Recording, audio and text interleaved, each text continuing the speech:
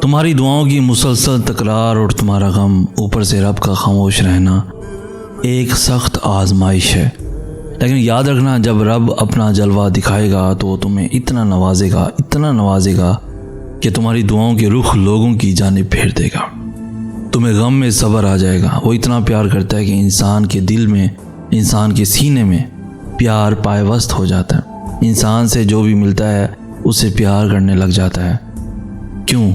क्योंकि उसका खुदा उस पर नज़र रखता है, इसके साथ लाड करता है। जिससे खुदा लाड करता है उससे फिर ज़माना भी लाड करता है। अल्लाह रब्बुल इज़्ज़त की इस आजमाइश में से गुज़रो और अपने रब को पालो, क्योंकि रब ताला की ज़ात जब आप पे रहम और करम करेगी ना, तो अल्लाह ताला की ज़ात से फिर आप कभी शिकायत नहीं करोगे।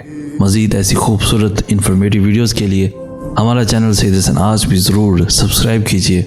हमें कहते हैं सईद हसन आस। हम मिलेंगे नेक्स्ट वीडियो में, तब तक के लिए अल्लाह हो आपका हामी और नासिर।